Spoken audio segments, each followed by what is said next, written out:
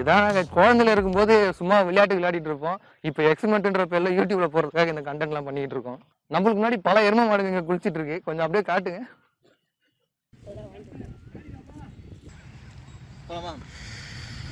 Start ஜனா.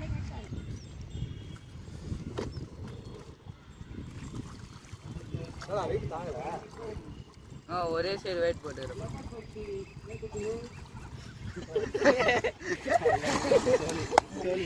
நல்லா உக்காரியா? நீ தானே ஒரு சைடு வெயிட் போட்டு. நான் அடியில போய் முட்டு குத்து தூக்கிட்டா போயிடுறியா? கஷ்டம், ஏறி உட்கார முடியாது. ஆழத்துல கவுந்துறா கஷ்டம்.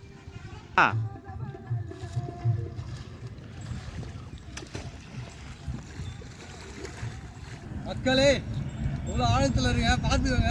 செம்ம அண்ணன் கொள்ளடா.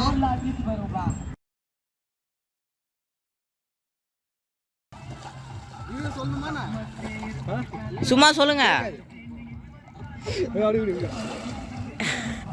ஓகே ஃப்ரெண்ட்ஸ், நல்லபடியாக நம்மளோட எக்ஸ்பெரிமெண்ட்டை முடிச்சிட்டோம்.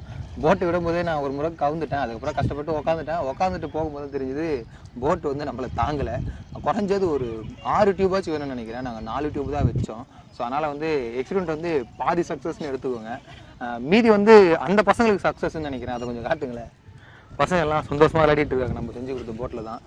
ஓகே, இன்றைக்கி நம்ம வந்து சக்ஸஸாக வந்து பசங்க சந்தோஷமாக இருக்கிறதுக்காக உதவி இருக்கும். மறக்காமல் இந்த வீடியோ உங்களுக்கு பிடிச்சிருந்தா லைக் போடுங்க. ஒரு டயரில் புஷ்பானத்தை நம்ம சுற்றி வச்சுட்டு நடுவில் முட்டை வச்சுட்டு அந்த புஷ்பானத்தை பற்ற வைக்க போகிறோம். அந்த புஷ்பானம் எரியிறதுல அந்த முட்டை என்ன நிலைமைக்கு மாற போகுது அப்படின்றத பற்றி தான் இந்த வீடியோவில் நம்ம பார்க்க போகிறோம். வாங்க வீடியோக்குள்ளே போகலாம்.